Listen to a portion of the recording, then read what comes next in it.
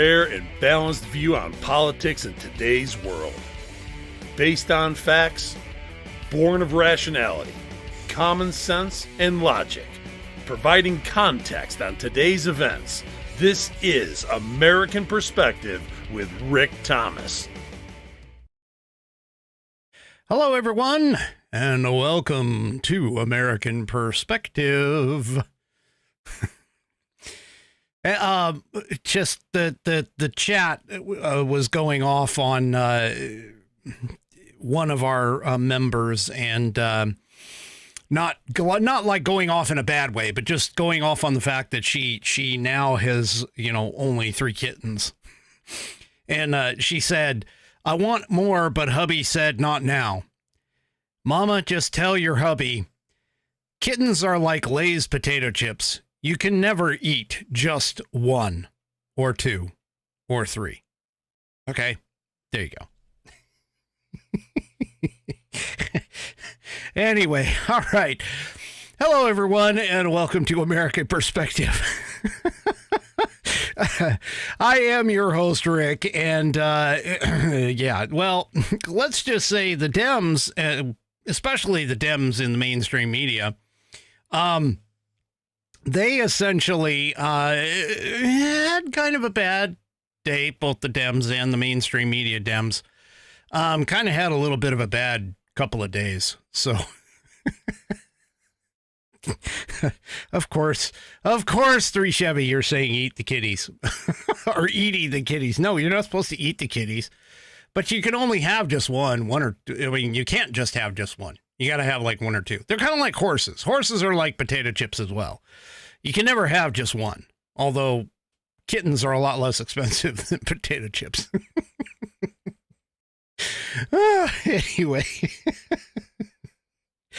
Oh, my goodness. All right. Okay. Let's just go ahead and get things kicked off.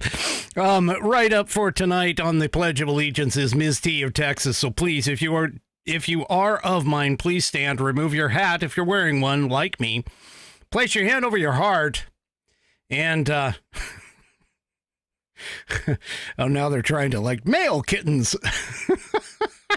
Anyway, place your hand over your heart and join in with Ms. T of Tex in the Pledge of Allegiance. I pledge allegiance to the flag of the United States of America and to the republic for which it stands, one nation, under God, indivisible, with liberty and justice for all.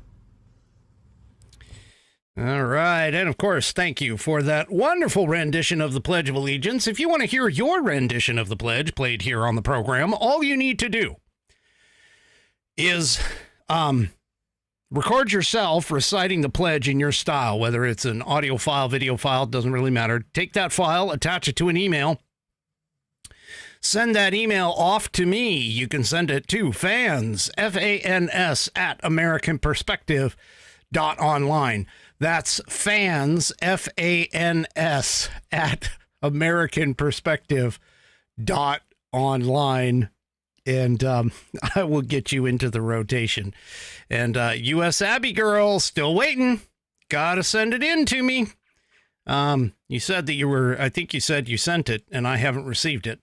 So make sure you send it to the right address. I know it's kind of hard and long, it's kind of long. And sometimes hard to spell. I'll just put it that way. So anyway. All right.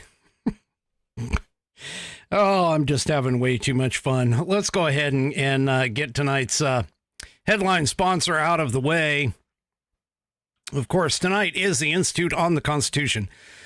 The Institute on the Constitution was established in 2004 as a 501c3 nonprofit with one singular mission, and that is to restore the constitutional republic through grassroots education. All courses and materials are developed using primary source documents and taught from the American view of law and government as defined in the Declaration of Independence in the following 3 key points. Whoops, wrong hand. 3 key points. 1, there is a God. 2, our rights come from him. And 3, the purpose of civil government is to secure and protect our God-given rights. The IOTC offers the opportunity to educate yourself on our most precious founding document, the Constitution of the United States. They also provide tools to educate your community and get involved with local government. Start by taking their free U.S. Constitution course and go from there. Use my affiliate link, iotc.americanperspective.online, to sign up. And while you are there, take a moment to look through their other course material and information. My affiliate link, once again, is iotc.americanperspective.online to get great content to learn about our historical founding and support the show in the process. That's iotc.americanperspective.online.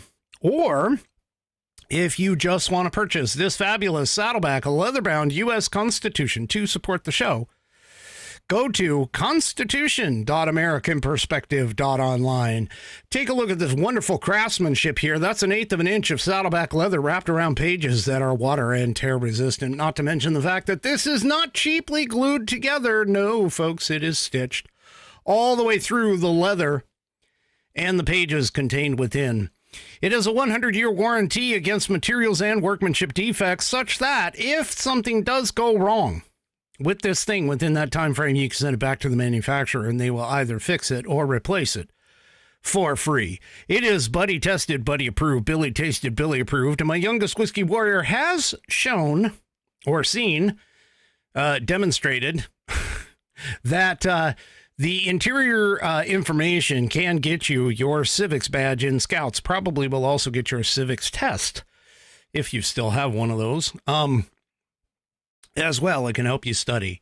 It's got nice, sexy, rounded corners so you don't poke yourself in the rear end, according to all of my rumblers. If you want yours, head on over to constitution.americanperspective.online. Go and check out the Institute on the Constitution as well while you're there. And maybe pick out something else, too. You can get it all there. They got some great, fantastic information and wonderful books, things of that nature. Go and check them out today. And of course, I thank them for allowing me to be an affiliate. I couldn't think of that word for whatever reason. All right. So anyway, oh, wait, can't forget. Tonight's Saturday. So tonight, I'm drinking out of the Four Roses. Bonnie will be happy. I don't think Bonnie is in the chat, though, because I think she's off watching her cats. Not the cats that we were talking about earlier. Anyway, it's in my Trump 2024 glass tonight. So even though it takes stones to drink with whiskey, Larry, there they are. They're right there. It's the Four Roses that I'm going to get. So anyway. That is good. And Coco, I actually need quite a few of those Lego guys. I'm going to have to search that link up again to get those Lego guys. I got to get like, I don't know, 3 or 4 of them, I think. Anyway. All right. Let's go ahead and get our first, segment going here, which of course is On This Day in American History.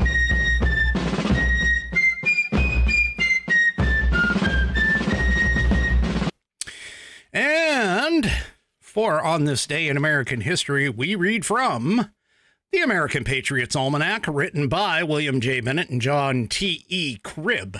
Chock full of all kinds of information and factoids about this wonderful place, this wonderful country that we call home. Tonight is March 8th. Tonight we're going to be talking about Life is a Daring Adventure.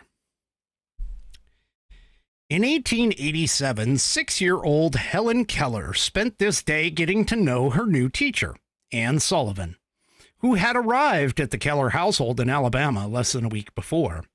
Helen was not 2 years old when she came down with an illness that robbed her of sight and hearing for the rest of her life.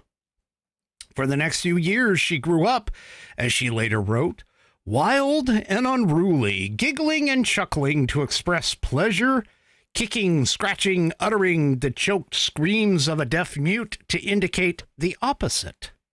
Then Anne Sullivan arrived from Boston and moved in with Helen's family, determined to help the girl break out of her lonely world of darkness and silence. With painstaking determination and love, Anne taught Helen to spell words with her fingers, then to read and write Braille. Eventually, Helen learned to speak. Anne devoted much of the rest of her life to her student.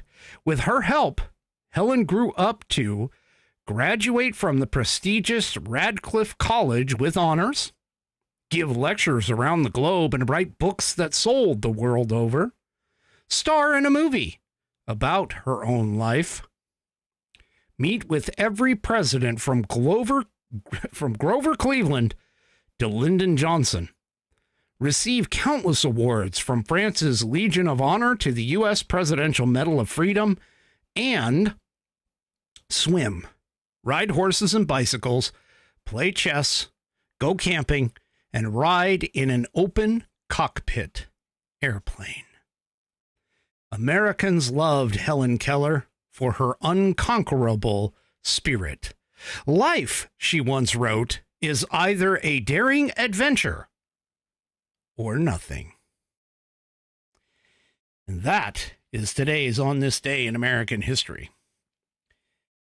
Yeah, she definitely personified the American spirit by overcoming her obstacles that she had.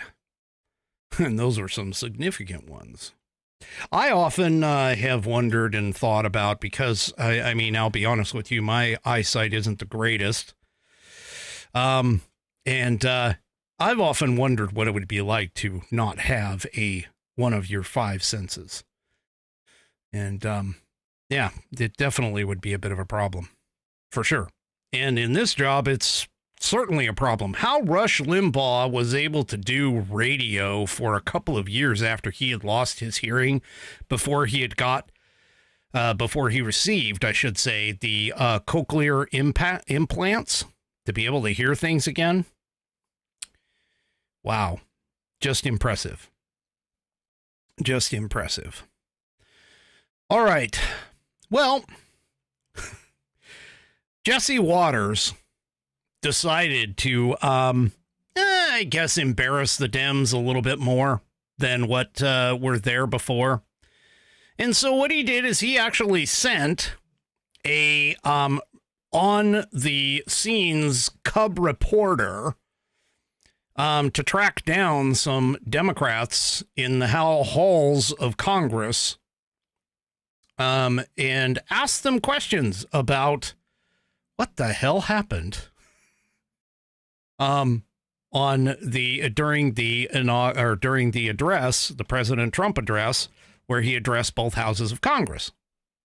Well, let's just say, at least for most of them, it didn't really go all that well. Anyway, give me just a second here. Let me get this up. Yeah, it didn't really go all that well. Let's go ahead and take a listen to this. After President Trump's address to Congress, I decided, let's just keep Johnny here. So I sent him to the Capitol, peacefully and patriotically, of course, and made him talk to Democrats.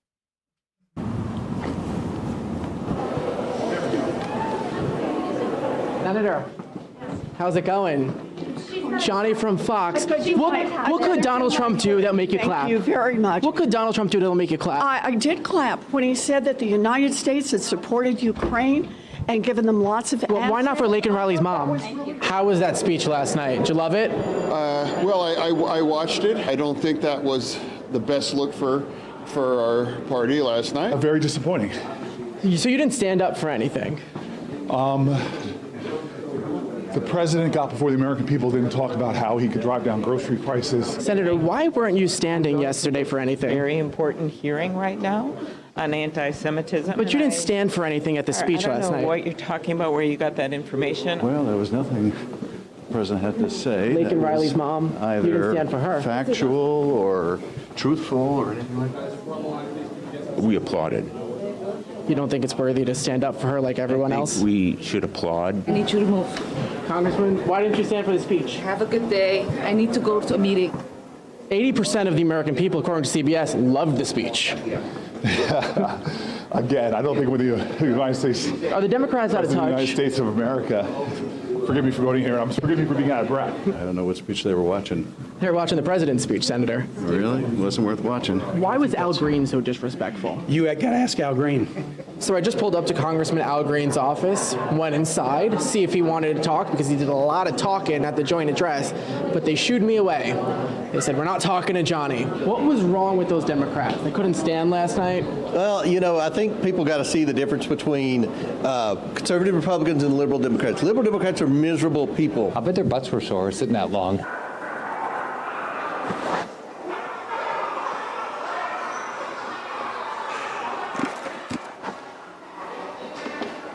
Why do you want men and women's sports?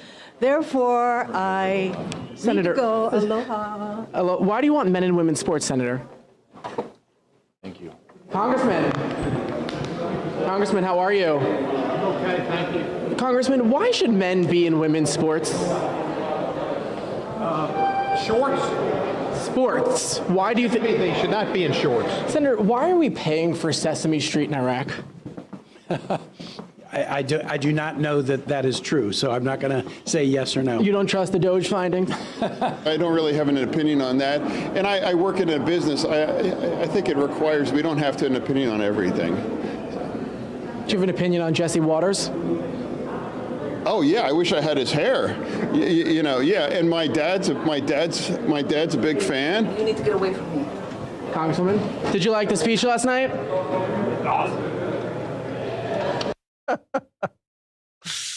More prime time straight ahead. Okay, so in case you are on the audio portion of the program, that was, let's see, there was Elizabeth Warren, Ilhan Omar, Mazie Hirono, Tim Kaine, Adam Schiff, Cory Booker, John Fetterman, who actually was, you know, the best. You know, out of all of them, at least he agreed with some of the stuff that was there. And then let's see, there were a couple other senators that I probably couldn't name right away. They tried to talk to AOC, but she obviously was gone.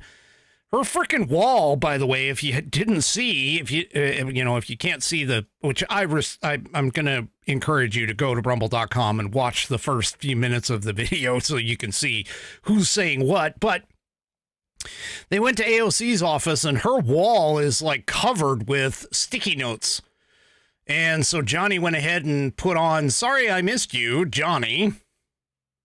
Anyway, then let's see, who else did he try and speak to? I can't remember. Anyway, he hit like, I don't know, probably a good handful, 10 of them, 10 or so. A couple of them he talked to twice.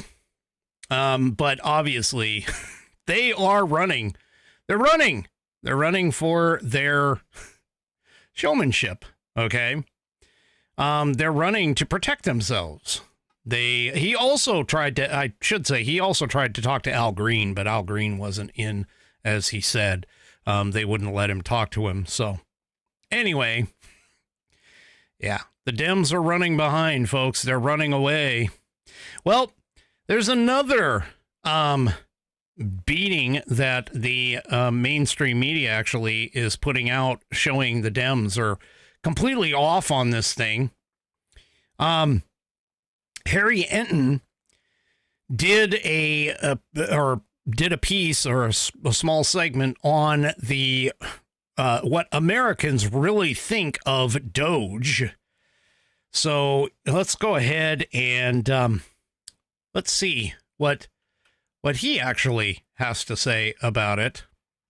This to me was one of the more shocking figures that I saw. Made me go, wait a minute, hold on one second. Whoa, Americans on Trump and Joe's efforts. Musk and Doge should influence government spending and operations. Look at this, 54%. The majority say that he and they should. How about approve of Trump trying to cut staff at government agencies? Again, you get a majority here, 51%. So yeah, Elon Musk might not be that popular, But these cuts and the idea of spending cuts, at least within the federal government and cutting at government agencies, that actually has majority support. I was truly surprised by this, Kate, but the numbers are the numbers. Well, there is a view that cuts across Democrat and Republican of people thinking that Washington is too big, bloated federal government, waste, fraud, and abuse. I mean, those are drain the swamp is what people run on over and over again. How do they feel? What do they think they're actually cutting? Yeah, what do they think they're actually cutting? Democrats want to argue that the type of spending that Musk is cutting is mainly necessary programs, but that comes in at just 36%. The wasteful spending actually wins the plurality here at 42%, according to a recent Washington Post Ipsos poll. And I think that is the reason why you see that when it comes to Musk and Doge, you see, in fact, the majority believe he should have some influence because they believe, the plurality believe, that he is cutting wasteful spending, not necessary programs that Democrats are arguing. Tomato, tomato. I do like Dusk and Moj, though. I think we need to keep that around. But the definition of wasteful is, I think, what is really starting to come into play. Correct. What people, necessary to one is wasteful to another. We are seeing that and finding that. I define wasteful, by the way, I define wasteful as anything that's not part of Article 1, Section 8 of the Constitution. Okay, there you go. That's what wasteful is. Anyway, let's continue. How are Americans feeling about the size of the government? Yeah, so what is exactly going on here? What is sort of driving these numbers underneath? Government is doing too much or too little. Back in 2020, when Trump lost re-election, 54% said too little. By the time he won re-election in 2024, look at that. Too much won the majority at 55%. It was the inverse. So I think there's this real push from the American public to want spending at the U.S. government to drop. And I think that's part of the reason why they're giving Musk and Doge that majority, at least at this point, when it comes to his influence over federal government. They're giving him running room on this, but that's why I think these numbers show why transparency and what is actually being done and why the problems of they've made mistakes and putting things up on their wall of receipts that didn't actually happen or not, why that is so important and critical. I think that's exactly right. We'll have to wait and see what happens. What's popular one moment may not be the next. We'll see. Could change quickly. Good to see you, Harry. Thank you. Nice to see you. John. By the way, Dusk and Moj is my favorite and to song. Dusk and Moj, my dear friend, back to you at the desk. Yeah. Thank you very much. Sherry Henn winning a Grammy near you. Oh, my gosh. That... Well, I mean, hey, on the spot, he did it quite well, I guess. But anyway, you know, these people, they just can't seem to get it. They don't seem to understand that the American people, they asked for this, folks. The American people were looking for this. All right. They're looking for us, or for the Doge team to go in and tear crap apart. All right.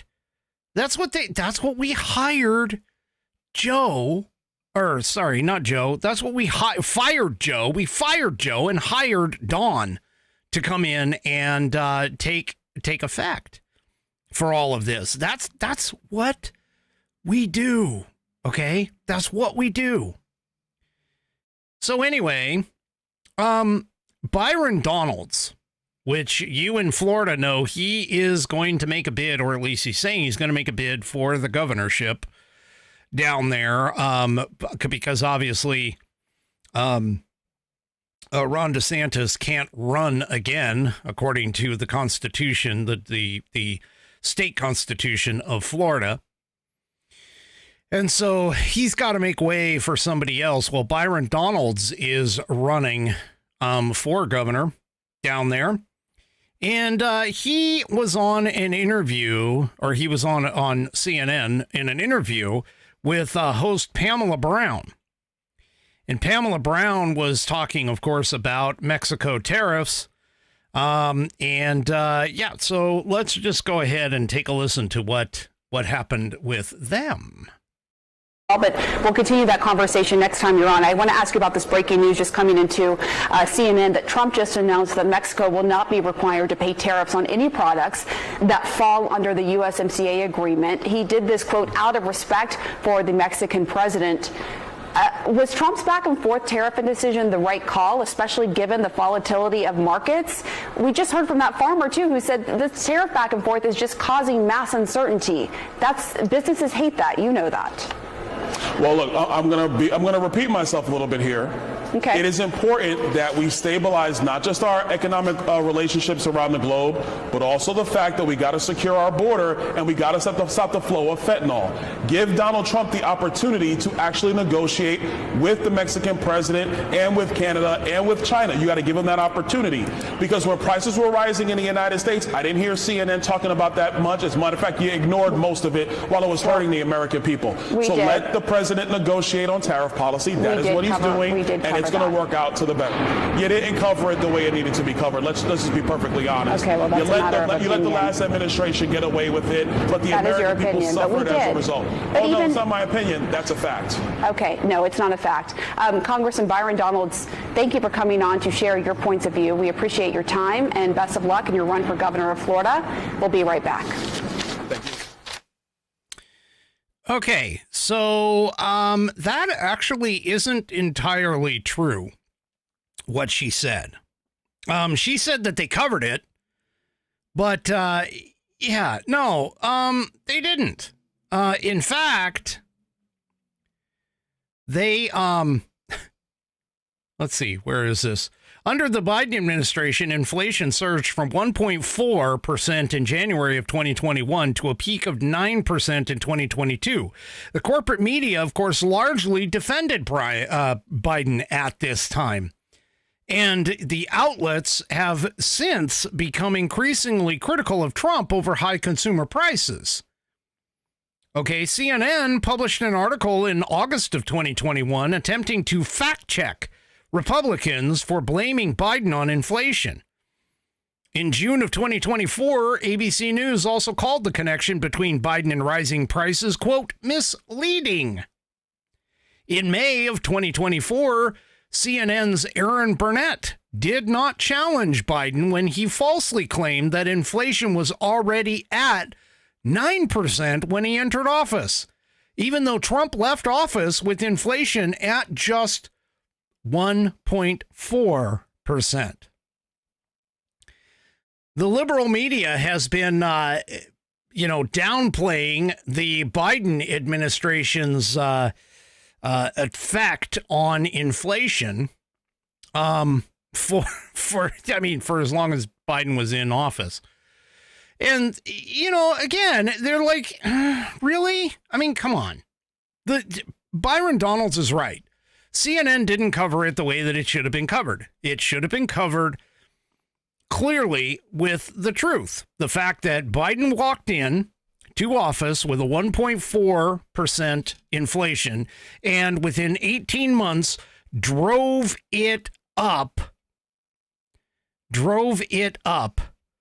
to 9%. Well, actually 9.1 if I recall correctly. But anyway. Well, I mean, even the liberal media figures on The View in June of 2022, Whoopi Goldberg defended Biden, insisting that he was doing all he could to lower prices. No. And Sonny Hostin, who was a co-host, claimed that Biden had little control over inflation since it was a, quote, global issue. Okay, I'm just going to point this out to everybody. The United States dollar is the world's reserve currency. Okay? What happens to the United States dollar here gets reflected across the entire globe. Now, was it the sole reason for worldwide inflation? No. No, it wasn't, because there were supply chain issues and things of that nature that caused the lack of available goods, and again, inflation being too many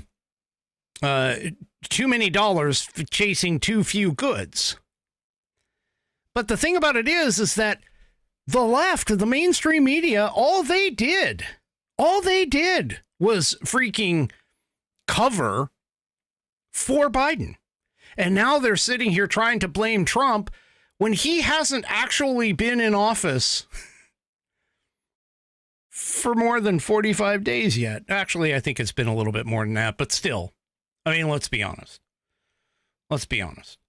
Okay, he hasn't been in office for more than 2 months. So, yeah. Now, on the tariff front, yes, that is correct. It does seem like we're going back and forth on the tariffs. But there's a reason for that. It's because of the fact that the tariffs are gaining what they need. They're getting what they need for it. So, Trump is getting what he needs from it. So, yeah. Anyway. All right. Well, let's see. What else do we have? Oh, yeah. Don Jr. not wanting to be left out of tonight's show. Apparently, kind of went at it at a reporter. So, he was asked, and the Mediaite had this reporter, who essentially was asking questions, of Don. And, so Don Jr. asked a Mediaite reporter if they were effing retarded in response to a question about whether or not he was running for president in 2028. The outlet reported on Friday. Despite that pushback, the outlet went ahead and wrote the story with the headline that Donald Trump Jr. is considering a run for president in 2028.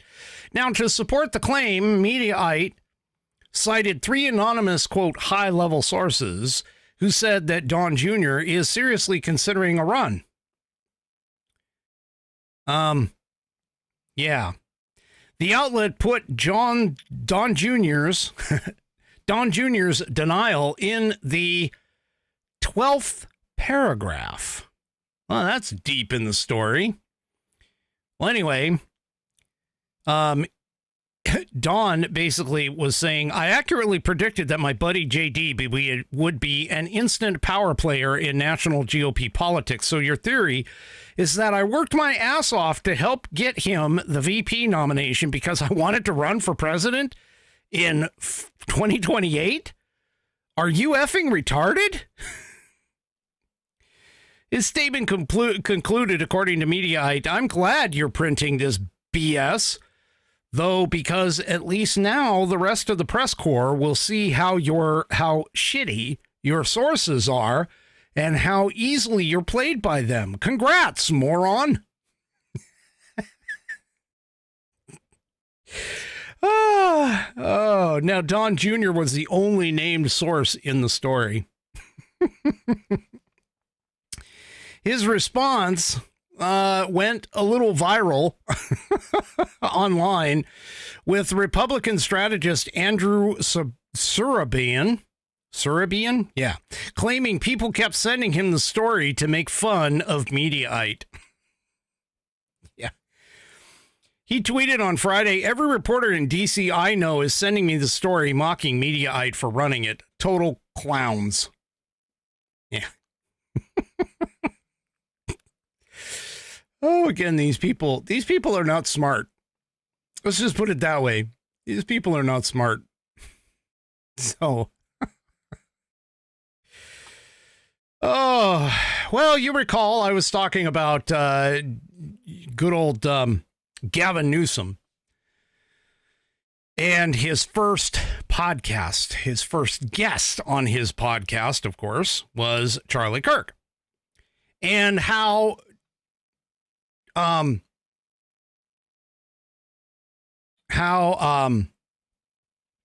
Charlie Kirk basically asked him, do you agree about men and women's sports? And Newsom admitted that it was unfair.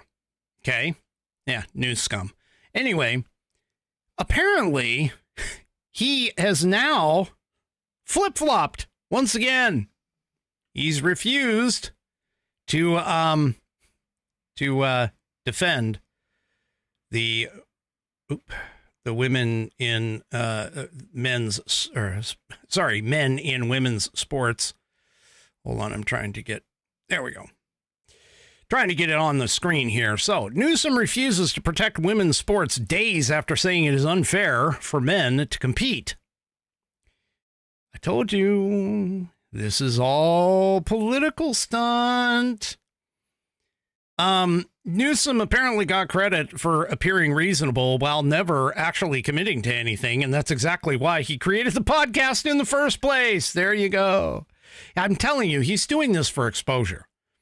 I mean, think about it this way. He and Ron DeSantis did a debate, and Newsom got like shellacked in the debate, which is kind of interesting because of the fact that Ron DeSantis isn't, during his presidential run, he didn't do very well in the debates. In fact, he didn't even bother to really stand out hardly at all, which was part of the reason, I think, why he never even got to the, well, I mean, let's face it, when you're going up against a juggernaut like Donald Trump, who essentially didn't even grace the stage, and all you're doing is really running for second place, again, I don't think that was Ron DeSantis' wisest move to do that. Now, don't be surprised if you see him come in 2028, okay?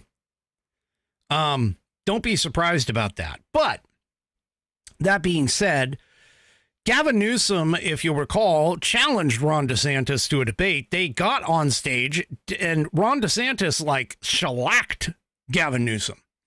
Gavin Newsom looked like he wasn't even sure. In fact, it was so bad that Gavin Newsom's wife stopped them from going farther than their allotted time, even though they hadn't even gotten all the way through. Okay. So, yeah. Anyway, he apparently refuses to protect women's sports just days after he claimed it was unfair. And that was during that podcast. He then suggested that there needs to be a way to balance fairness with the mental health of these young men. Otherwise, they might, quote, commit suicide. You'll remember that. Okay. Well, the Federalist asked Newsom if he would do anything to protect girls in sports and whether he would support legislation introduced by the Republican members of the California state legislature to keep men out of women's sports. Newsom's deputy director for rapid response, Brandon Richards, referred back to Newsom's previous statements in which he said, quote, there needs to be humility and grace on the other side. And that, quote, when a kid's not standing there on stage because they feel like someone had an advantage, an unfair advantage, we can find some balance, but we're not finding it in this discourse, not on the assault of the LGBTQ community, not on the assault every single day on these poor kids. Folks, there is all kinds of evidence everywhere, okay, that clearly shows that men, boys, have a physical advantage over women, especially when they've gone through puberty. Okay? The testosterone levels that are running through these people's veins provide a physical advantage to all of this. And so I'm sorry, but there is just no freaking way that you could sit here and say that they don't have a physical advantage on all of this. And this is not something that that even, science can prove all of this. So, anyway, they don't want to, what in the heck? Where did that come from? They don't want to, there we go. They don't want to, admit this, because if they did, that would be a bit of a problem across the board. And yeah, these guys, I mean, I'm sorry. They're just having just all kinds of issues here. And they need to understand that this is an 80-20 issue in America. Okay? This is an 80-20 issue in America. And I would say probably across the world, more than likely. Maybe the percentages change. But why they can't admit this stuff is beyond me.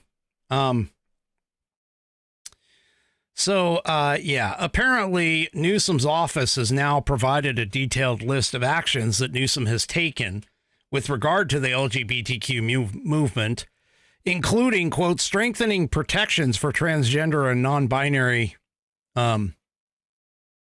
individuals.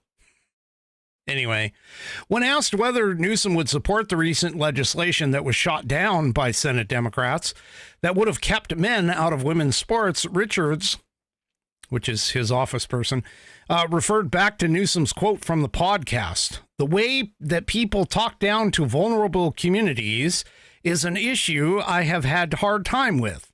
So both things I can hold in my hand. Yeah. So, in other words, it was totally a political and publication stunt. Yeah. Newsom's not going to change his views. He's just not. It's not going to happen. Okay. All right. So meant for this to be in a different order, but let's go ahead and go with it. All right. So there was another, again, Scott Jennings. I'm sorry. Scott Jennings is just, again, a rock star on CNN in comparison to the rest of the dweebs and morons that are sitting there trying to act like they know something. But anyway, Scott Jennings was on the panel, and yeah. So we should. Well, let's just hear what Scott Jennings has to say here with this entire kind of situation. Yeah. Nothing to support the American people. Why would or should the American people trust Democrats to lower the cost of living after the last 4 years? We have created more jobs. No, cost of living. You brought it up. You said Trump's not delivering. I just want to know why we should trust Democrats who skyrocketed inflation. Why would I trust you? I don't think it's about. Yeah. You all won. Yeah. So now fix it. You said you were going to fix it. We're doing it for 40 days. Okay, right. But you try to take a victory lap for the CHIPS and Science Act, for all these investments coming into the United States. So you're going to take credit or not. Donald Trump is a president. He promised a lower cost of living. He is cutting jobs across the board from civil servants who have to support their families. You believe in government jobs. You want more government jobs. No, actually, I want jobs that actually help people. Do you know what civil servants do? They keep our air clean. They keep our water clean. They keep our food safe. Don't interrupt me. They take taxpayer money to fund the whole thing. They also pay taxes. Yes. Wait, you're saying they take it takes taxpayer money to fund it. It does. But they're employed by this is the Democratic plan. They are employed for the American people, and they're not getting rich off of it. Let's not forget, yes, Donald Trump and the Republicans won. Yeah. But the Democrats severely lost. And you're digging your hole deeper, especially in a week. Okay, so let's be honest about this entire thing. They're sitting there talking about how government, how the Doge and that kind of stuff, how they're cutting government jobs. Let me just point this out to you folks, okay? Government produces nothing, okay? Government produces nothing. What government does is government takes from one person and gives it to another. That's it. That's exactly what taxes are. They're taking the taxes away from the American people, and they're supposed to be putting things back into the environment that are supposed to be socially helpful. But again, I go back to the Constitution of the United States, Article 1, Section 8. Does not cover all of these social programs, does not cover all of these things like the clean air and water and all of that kind of stuff. It doesn't. I'm sorry. It literally doesn't. Now, if you wanted to cover those, there's this little known thing known as Article 5 within the Constitution that tells you exactly how two separate methodologies to get it added into the Constitution. If you want federal governments or the federal government to do all of these wonderful things that you're talking about, great. Get it run through Article 5 and add it as an amendment to the Constitution. Otherwise, the Constitution says what it says in Article 10, Amendment 10, tells you that if it's not in there, it belongs to the states or the people. That's it. That's it. See, the problem that the Democrats seem to have is that they believe, for whatever reason, because the federal government can print money, that it just automatically makes money and there's no impact. Well, those of us who are in the know understand and know that what the impact is called inflation. We just talked about that just a few minutes ago. 1.4% when Biden came into office. He created those Green New Deal or the New Green Deal or whatever. I mean, it was called the Inflation Reduction Act, but it was actually the Inflation Inducing Act. And they went ahead and bumped the entire thing. It was on Kamala Harris's tie-breaking vote that created the 9.1% inflation within 18 months of him taking over. Folks, government makes nothing that they cannot take or that they don't take from somebody else. Okay? That's it. That's literally it. You cannot sit here and say that government creates jobs, because government doesn't create jobs. It creates the illusion of jobs, but not actual jobs. In order for the government to run its business, as we now know, it has to run a deficit every single year. That deficit, of course, makes it to where we're now 36 trillion plus in the hole, because government is not taking in more than it's putting out. It's running a deficit, and this is part of the problem. And the only way, and again, I go back to the same thing when we're talking about money and everything else, is just like a household budget. I can increase my earnings if I go out and find another job and take away from my family and so on and so forth, my own private time, don't go to sleep, that kind of stuff. Okay? But the fact of the matter is that is my only way to increase the funds that I have. Government, unfortunately, can go and just say, hey, we're going to increase taxes and try to gain more revenue and more money. But again, they have to take from somebody. They have to take from the American taxpayer before they can give it out to somebody else.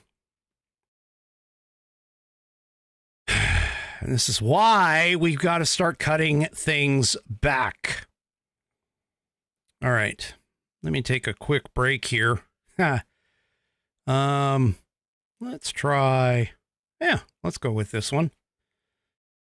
I haven't done that. All right. So, in today's society, it's tough for a man to be in a world dominated by overly masculine liberal women. That's just not how it's meant to be, guys. Everywhere we look, it's gender neutral, this product, or made for her, that product. And that is why these folks started a company that embodies the ethos of men's lives matter too. With products that aren't designed to be gender neutral or used by people who use pronouns, our products at Rumble are designed and built for men, by men, period. So, if you struggle with low energy, mood swings, or hair loss, or if you need to perform better at the gym, maybe even in bed, and recover quicker after, throw out all of your other garbage supplements and try animal organs. They are traditionally the most nutrient-rich supplements on the planet, but our bison organs are a step above. The grass-fed, non-vaccinated bison are a species where the weak are allowed to die and only the strongest survive. So, here is their commitment to you from men who have real confidence in their products. Try this today. And if you don't like it, fine. Return it for a full refund. Go to BeNaked. That's BeNaked.com. BeNaked.com. Use promo code STUDIO, STUDIO, and get 15% off today. That's BeNaked.com. Use promo code STUDIO and get 15% off. Go to BeNaked.com and use promo code STUDIO, STUDIO, okay, and get 15% off today. Try it. Give it a shot. Guys, tell me how it works for you. And we'll see what happens. Anyway, BeNaked.com, BeNaked.com. Use promo code STUDIO and get 15% off. And yes, this is real, Mark. Okay, be naked. All right. Yeah, I saw that one, and that's kind of interesting. But anyway, you know, it's a real ad. It's a real ad. Anyway, all right. You got to be naked, man. I'm telling you, you got to get yourself naked. All right. Well, this actually came out a couple days ago, and I thought it was actually kind of, it was one of those stories that I wanted to put it in, but I couldn't get to it because there were so many other things that were going on. So anyway, Palms, why do you need 15% off when you're already be naked? Yeah, well, anyway. All right. Well, Trump apparently has cut more than $400 million in grants to Columbia University over anti-Semitism concerns, with potentially more to come. So this is Trump doing what he said he was going to do and cut federal funding to places that still embrace woke ideology, okay? And in this particular case, anti-Semitism, which is a form of racism and bigotry. So, anyway, the slash funding comes amid a review of more than $5 billion in federal grant commitments that are going to the university. Once again, folks, Article 1, Section 8. Go and check it out. Seriously. Article 1, Section 8. That's the way it should be, man. I'm telling you right now. So, they announced this yesterday that it will rescind more than $400 million in federal grants to Columbia University, citing concerns over rising anti-Semitism on campus and the school's failure to address it. Earlier this week, the Department of Health and Human Services, Education, and the General Services Administration announced an initiation of comprehensive review of more than $5 billion in federal grant money that goes to Columbia in light of ongoing investigations for potential violations of Title VI of the Civil Rights Act related to anti-Semitism on campus. It has only been 4 days since the Trump administration's announcement of this review, but agencies have already begun slashing funds.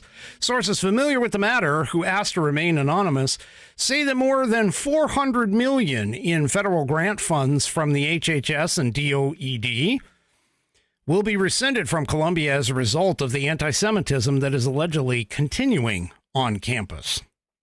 As the review of Columbia's grant dollars continues, additional federal funding could be rescinded, sources familiar with the review said.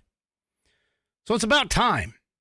I mean, honestly, again, Article 1, Section 8, education does not show up in that section as a federal government mandated, constitutionally mandated responsibility. That falls to the states or the people, respectively. That's 10th Amendment. So, these people are getting government taxpayer dollars for essentially allowing these groups to exist. Now, I'm okay with everybody's free speech, okay? I get it. Free speech, yes, you got to allow them. But the fact of the matter is that you don't have to necessarily fund it. And honestly, I mean, these grants shouldn't even be going out in the first place. We are $36 trillion in debt, and we're granting people money. Meaning a grant, by the way, for those that don't know, is not a loan. It doesn't need to be paid back. It's essentially a blank check it's filled in with an amount, but it's basically just, hey, I'm handing out free money to you. I'm reminded of that advertisement of the guy running around in this, goofy guy running around in this jacket that had like question marks on it or money flowing from it and everything else. And he was talking about he was selling a book of all things that essentially listed every single possible grant funding available from the federal government. And he was selling it to people and saying, hey, look in this book, you can get a grant. Do you want money? Just go to the government. You can get the grant. I mean, stuff like this needs to stop. And this is essentially why the Doge team is so popular. Because stuff like this needs to stop. You cannot sit here and tell me that the federal government, being that far into debt as it is, okay, has the money just lying around to be able to throw it at these people. And just hand it over. I mean, I don't know of anybody that just has, $1,000 in their pocket that just sort of hands it over to somebody. It's not every day that you run across somebody like that. Yet that's exactly what the federal government does. Which, by the way, federal grants are not in the Constitution, Article 1, Section 8. Sorry, I know I'm harping on that, but it's true. Read it. It's not even a part of it. Anyway. So, yeah, these people, they need to slash more money. This is money that cannot be spent. Now, I am 100% behind if they have some sort of a surplus. Like, let's just say that the federal government all of a sudden gets rid of all of its debt and has a surplus. Well, guess what? That's taxpayer money. That should go back to taxpayers. That shouldn't be handed out in grants to other people. That if the federal government actually gets to the point where it has a surplus, that means they're taking in more money than they need. And they need to hand that money back to the taxpayers. There's none of this charity crap here, people. None of this charity stuff. You don't just go and like, hey, I've got a surplus. I'm going to hand it over to Johnny just for fun. No, no. You can't do that. That's not how government is supposed to work. Anything that is a surplus needs to go back to the people who invested, meaning the American taxpayers. Once you have all your bills paid, anything left over needs to go back to the people who provided you that money. Because again, government doesn't produce crap. They don't create the money that they get.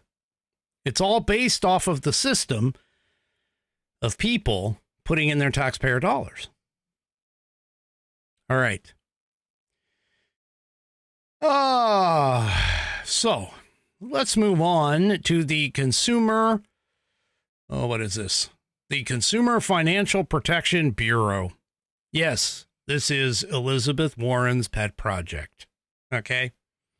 Pet project. Well, she's been rallying against this. And again, I just got to point this out. I mean, I probably should have changed the title on this and basically said this is more of a Article 1, Section 8 kind of discussion. But 3 Chevy, that would be awesome. 3 Chevy says, use government surplus to buy T-shirts from Rick. Yeah, that would be awesome, but I don't think it's ever going to happen. So anyway, there's this article in dailyeconomy.org, and they did an analysis, and it's kind of interesting. This analysis basically gives you a glimpse into the government overreach that has increased over time. Okay. Now, the Consumer Financial Protection Bureau. Here's the article. Consumer Financial Protection Bureau, the CFPB, has undergone massive changes in the last month. Contrary to what many members of Congress and bureaucrats are saying, it's actually great news. Okay.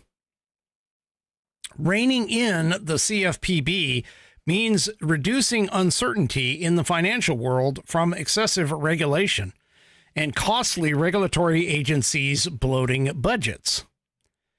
So, unfortunately, many of these measures have been stalled in court. Reducing the CFPB's size and scope would greatly reduce a large amount of uncertainty in financial markets that stem from regulation.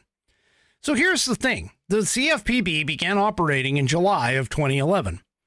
And ever since then, it's been eager to intervene. Once again, this is government overreach, okay? So just to give you an idea, here's a chart of the regulation overreach that has happened with the CFPB over time. Okay. Starting in, based on the number of active enforcement and the increase in regulations that have been added on to more so than any other.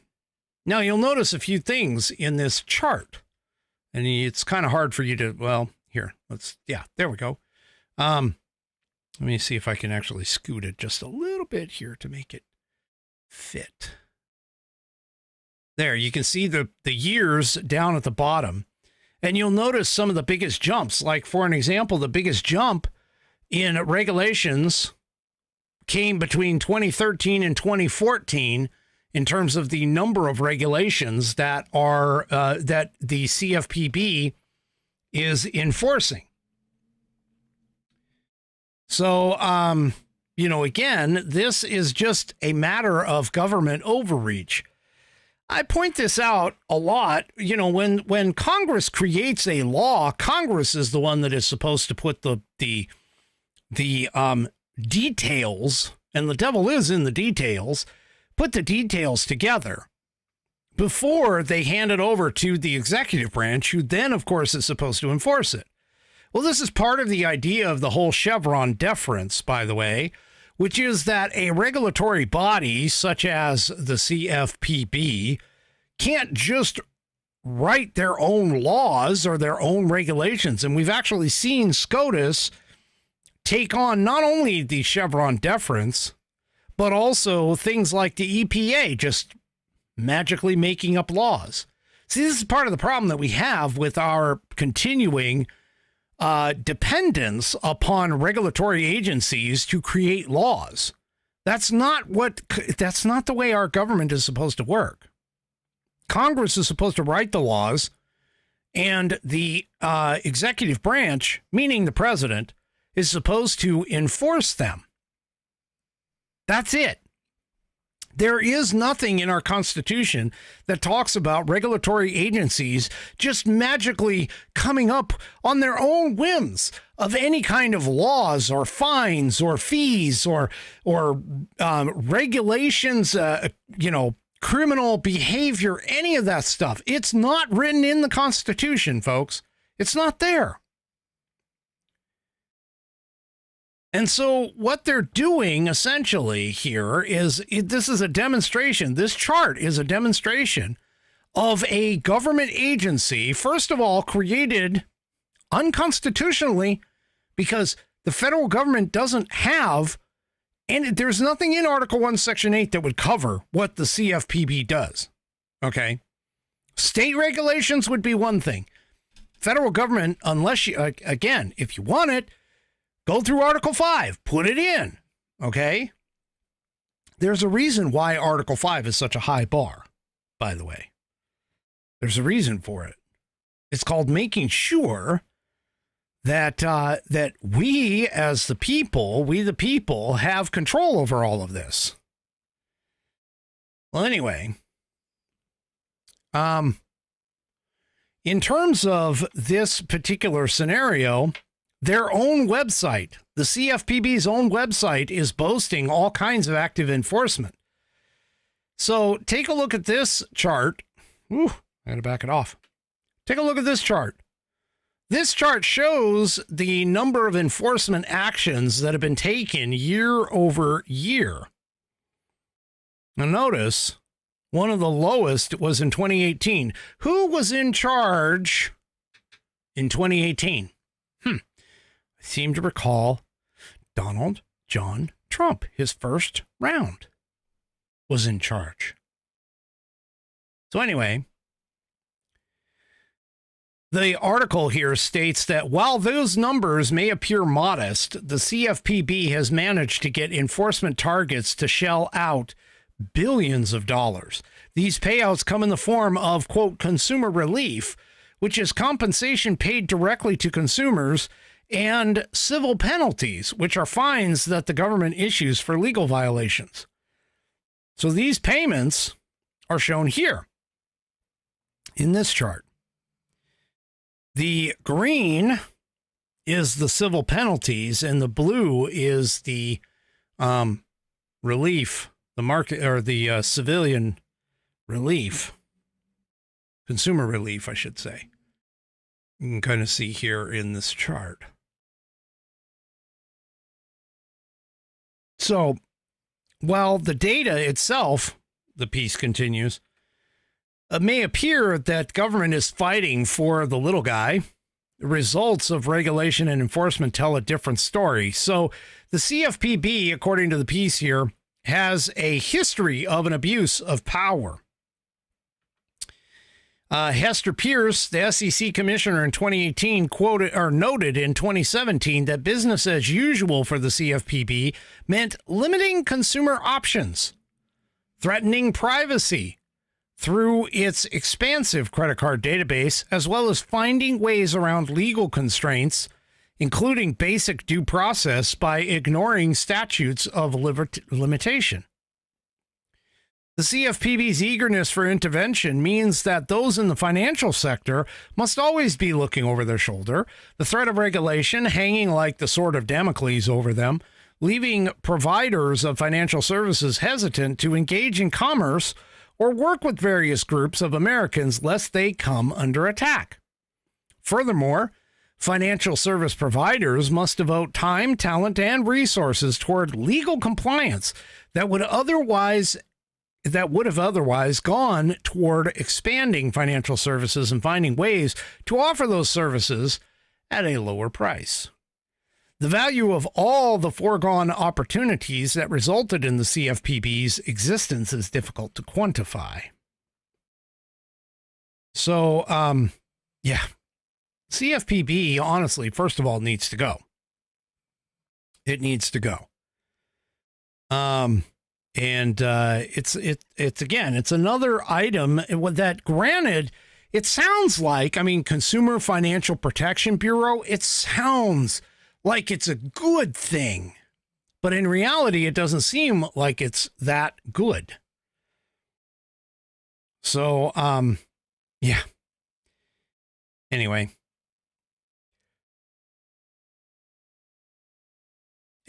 so yeah, it's just another one of those government overreaching regulatory bodies that just needs to go. Well, FEMA is taking a couple of hits also. FEMA fires 3 more supervisors who directed crews to avoid pro-Trump homes. Now, you recall this article came out a while ago that after the hurricane in Florida, there was a FEMA supervisor who basically said, hey, you know what? If you see a Trump sign, if you see indications that these people are potentially Trump supporters, just go ahead and skip those and move on to the next ones. Okay, you'll remember that. So this was in response to Hurricane Milton, where aid workers were instructed to bypass homes displaying Trump signs.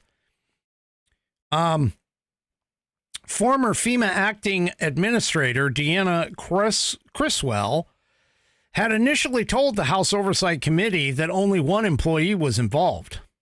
Well, now there's 3 more that came out. And that brings the entire total who have done this to 4. The terminations follow weeks of exhaustive investigation in which the agency determined that the errant supervisors failed to, quote, meet our standards of conduct, which involves avoiding any partisan behavior. Current acting FEMA Administrator Cameron Hamilton said in a letter to Senator Marsha Blackburn, it is essential that the entire workforce understand that this incident was reprehensible, that this type of behavior will not be tolerated at FEMA. The acting director also stated that there was no evidence of a systemic problem and that behavior was not directed by agency or field leadership. He also claimed that the practice had not gone beyond what this one employee did. However, the Daily Wire reported that the former FEMA supervisor, Marley Washington, had directed her team working around Lake Placid, Florida, to avoid homes advertising Trump, as per the agency's best practices, and Trump signed no entry per leadership. Well, yeah, that's yeah. There was an article or there was a thing in Red State where the FEMA folks apparently were at the White House, and they basically said that there was an elderly vet was told to remove his Trump signs or that FEMA officials would view him as a domestic terrorist. This is not what our FEMA, Federal Emergency Management Agency, they're all supposed to be nonpartisan. And what have we seen so far? All we've seen is nothing but partisanship coming from the bureaucrats. This is just enforcing and further supporting the viewpoint that the deep state bureaucracy has been infiltrating the swamp of the government. So, yeah. Anyway,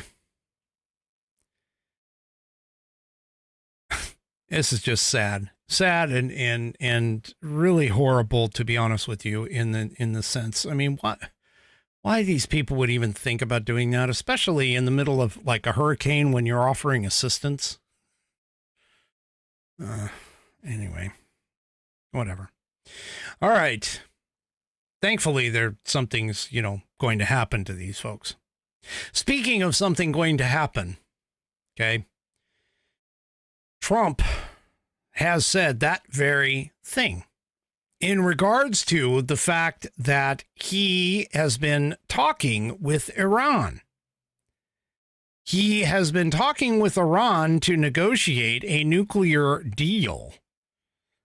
So Trump is saying that something is going to happen very soon with Iran. He said, quote, if we have to go in militarily, it's going to be a terrible thing for them. President Donald Trump signaled that a nuclear deal with Iran could emerge in the near future, just over a month after his administration reinstated a maximum pressure campaign against Tehran. Now, you can recall, or you can remember that the Biden administration handed $6 billion over to Iran after Donald Trump had them basically in the corner on the ropes. Okay.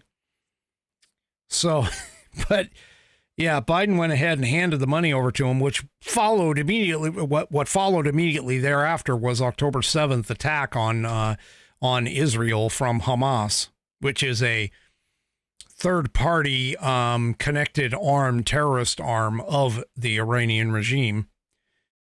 So Trump told reporters in the Oval Office that it's an interesting time in the history of the world. We have a situation with Iran that something is going to happen very soon, very, very soon. You'll be talking about that pretty soon, I guess. Hopefully we can have a peace deal. I'm not speaking out of strength or weakness. I'm just saying I'd rather see a peace deal than the other. But the other will solve the problem. Trump revealed that he sent a letter to Iran's supreme leader, Ayatollah Ali Khamenei, pushing for Tehran to agree to a nuclear agreement or face military consequences, according to a clip released on Friday from an interview with Fox Business that is set to air tomorrow. So you'll see that tomorrow. He told Fox Business, I would rather negotiate a deal. I'm not sure that everybody agrees with me, but we can make a deal that would be just as good as if you won militarily. But the time is happening now. The time is coming up, he said. Something is going to happen one way or the other. I hope that Iran, and I've written them a letter, saying, I hope you're going to negotiate, because if we have to go in militarily, it's going to be a terrible thing for them. So, yeah, we'll just have to see. Now, Ben Taliblu, the director of the Foundation for Defense of Democracy's Iran program, said that it seemed Trump was putting all options on the table, from good to bad. He did say in a statement that the president should be careful. Tehran has set a trap for him, hoping to lure him into endless diplomacy that is used to blunt maximum pressure and dampen the credibility of the American or Israel military option while buying time to creep towards a nuclear weapon. Trump's remarks also come days before the 18th anniversary of the abduction of retired FBI Special Agent Robert Bob Levinson from Kish Island, Iran on Sunday, which also marks National Hostage and Wrongful Detainee Day. I didn't even know they had something like that. But anyway, the FBI, toward that end, the FBI has been offering up to a $5 million reward for information that leads to Levinson's recovery, while the State Department has offered $20 million for such information, as well as details on those who want their alleged involvement, or who are wanted for their alleged involvement in his disappearance. So, yeah, we'll just have to see about that. All right, let me get one more spot in while I can. This one is for 1775 Coffee. Do you enjoy the free speech that Rumble is protecting and fighting for? Our show on Rumble is only possible thanks to our viewers supporting Rumble's platform by purchasing Rumble's products. Most of you drink coffee every day. I know I do. That's why you have to try Rumble's 1775 coffee. It's actually some of the best coffee. And it's the same price as the coffee that you buy now, but it's way better. Rumble's 1775 coffee is free from chemicals, yet rich in flavor. This is because their beans are sourced from high-altitude farms in Bolivia, handpicked, roasted weekly at their facility in Miami, Florida, and delivered fresh to your doorstep. And as believers in freedom, buying from Rumble helps fight back against woke corporations such as Starbucks and Dunkin' Donuts. Join the coffee revolution and brew rebellion with Rumble's 1775 coffee. Go to 1775coffee.com, use the promo code STUDIO, STUDIO, and get a free month supply of their cognitive boosting supplement, Limitless, when you buy 2 large bags of their coffee. Think about that. It's a crazy deal. Okay. And the supplement is worth more than 2 bags of coffee. Go to 1775coffee.com. That's 1775coffee.com and try their amazing coffee. Don't forget to use that promo code STUDIO to get a free month supply of their cognitive boosting supplement, Limitless, when you buy 2 bags of their coffee. Go to 1775coffee.com and make sure you give their coffee a try. All right. Okay, folks. This is... we're trailing at the end here, so let's go ahead and get in the question of the week. Here we go. Question of the week.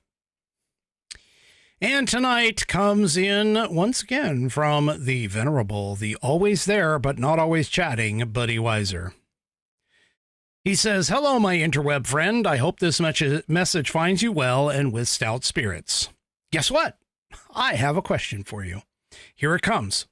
How much of a population increase is needed to gain an electoral vote by a state?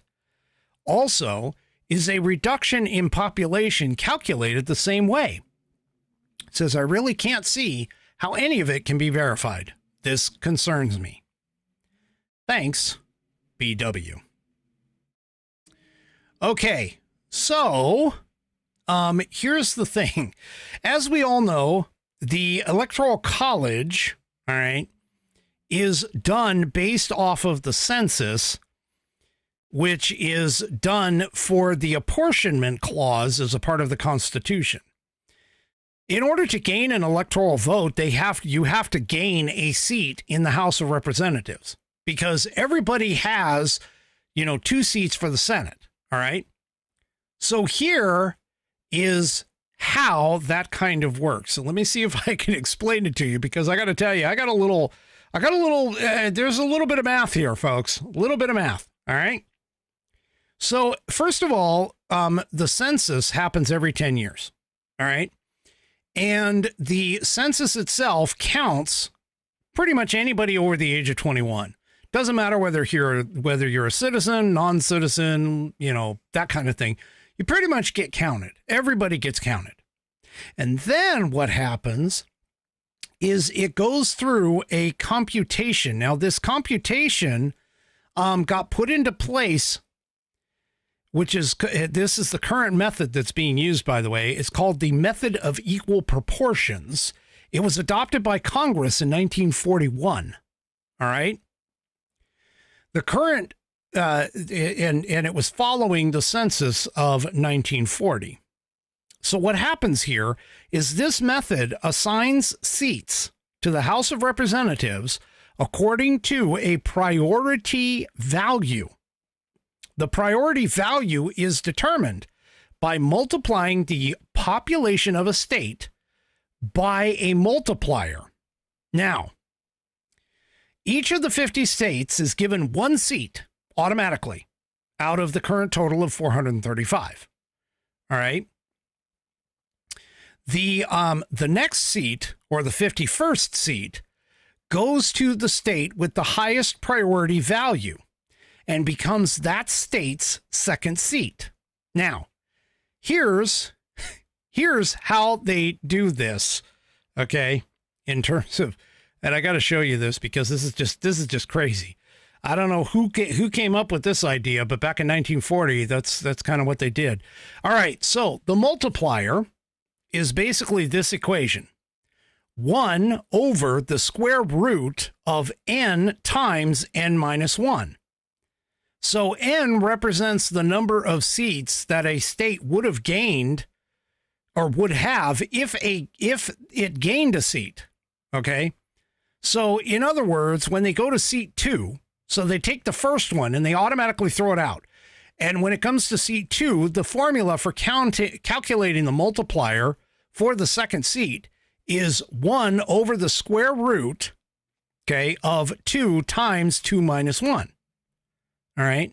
Now, that multiplier is then, once they've calculated all of them, and by the way, it goes all the way up. And according to this article, or according to this piece in the census, you could actually do this fairly easily with Excel. Okay. And so anyway, what happens is once the multipliers have all been calculated, all right, the next step is to then take that calculation, that figure, and multiply it by the population total that the census has brought back for each of the 50 states, because the DC area isn't part of this. Okay. The resulting numbers are what's called the priority values. So then they go through and they equally proportion those seats based on the priority values. So essentially what they're doing is they're going through this and they're rotating through. So the first thing you do is you go, okay, 51st seat goes to the first state, whichever state it is, that has the highest priority value using the multiplier for the second seat. Then it goes to the next highest, the next highest, and the next highest until they're all filled, until we get another 50 out of the way. Then they go and they do that for the third seat. And they do the third multiplier and then multiply that times the total population that has come back in the census, and so on and so forth. And they just keep going this whole thing round and round and round and round again until all 435 seats have been allocated. Okay. Now, whatever number of seats that you get, okay, whatever number of seats that a state ends up with after this is what you end up with in terms of your electoral votes, because your electoral college votes for any particular state is the however many seats you have in the House of Representatives plus 2 for your Senate, for your 2 senators, because every state was given 2 senators. And this is how it's worked since 1941. And I got to tell you, I'm tempted. I was going to try and do this, but I sort of ran out of time. I was going to try and show you exactly how this worked in terms of an Excel spreadsheet, and I may go ahead and do that anyway. Okay. Now, the question that you are asking is with regards to the number of people who are involved. Okay. The average number of people calculated. Okay. Now hold on. Where did that go? Because I just had it. I got to find it here. Where is it? Oh, here it is. So based on the 2020 census, okay, based on the 2020 census, the average number of people per representative in the House of Representatives is 761,169. However, that number has increased because it increased a total of 50,402 or 7.1% compared with the average number of people per representative based on the 2010 census. Okay. So the number of people is not locked into place. The number of people will depend upon how the population in any given state changes. It's not a simple calculation anymore. It's not simply just however many people are in the state divided by, or come up with a mean or an average or whatever, and then that's how many represent. No, it doesn't go that way. So realistically, what ends up happening here is the numbers will change, both positively and negatively, because if you think about it, when you go back in, okay, the actual way that the numbers would change, by the way the numbers would change will be based upon the priority, not necessarily the population, because the population change, if it were negative, the population change would then change a particular state's priority, and they would likely lose a seat or two, depending upon how much that population changes. Because again, keep in mind, it's based on priority order. So, yeah, it's quite a complex, what I would consider kind of a complex system in terms of able to break it down. So it's not actually like an individual number. It's not like somebody could say, oh, 460,000 people get you a new seat. It doesn't work that way. It's all based on priority order, based on total population that gets you that priority order, and so on and so forth, as I just explained. So it's pretty, now, this doesn't have anything to do, by the way, with the whole gerrymandering and rigging of the districts, because what ends up happening there is depending upon how many. So here's kind of how that works. So depending upon how many people they come up with of an average per state to where everybody has to get equal representation.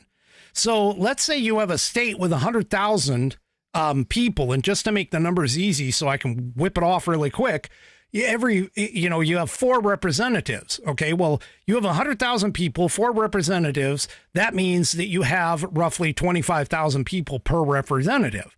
Well, the problem with the gerrymandering, or the way the gerrymandering works, is they have to come up with the district lines, okay, that fit 25,000 people into that district. And so that's why you see all these weird, funky shaped districts, and some districts being small and some districts being big. And the whole gerrymandering thing has all got to tie around the average number of people, or how many people per representative need to show up within the state. So that's why all of that gerrymandering and everything else, I'm telling you, if you go and take a look at some of the congressional district maps, they're like all over the board. They're everywhere. It's just weird. You could have like one district that's like extremely long and thin, and another district that's really, kind of round or squared shaped or whatever. It's because of the way that they figure all this stuff out, and then they have to figure out how many people per district, and that's how they rig or set up the districts. Not to mention the fact, but a Republican who's a voted Republican, who has been voted in by Republicans, probably wants his or her district, to actually reflect more Republicans than non-Republicans within his district. And so this is part of the reason why you see all these really weird, odd shapes, and that's what they call the gerrymandering, is that, the Republicans are in charge, so the Republicans go through and they fix these districts in such a way so that more Republicans vote for them, so they stay in power, but it has to be based off of population, based off of this calculation, and it's a mess. But anyway, hopefully that answered your question for you. All right, folks, that is it for me for this evening. Do me a favor, if you haven't already, head on over to rumble.com, get yourself an account. It is free, and once you are signed up and signed in, make sure that you find the American Perspective channel and hit that green follow button to get notified every time I go live. Also, too, on your way out, don't forget to hit those thumbs up and like buttons across all of my platforms, whether it is X, YouTube, Facebook, and, of course, the aforementioned Rumble. We will see you on Monday, 5 p.m. Pacific, 8 p.m. Eastern Time, right here on American Perspective. Have a great rest of your weekend, and good night, everybody.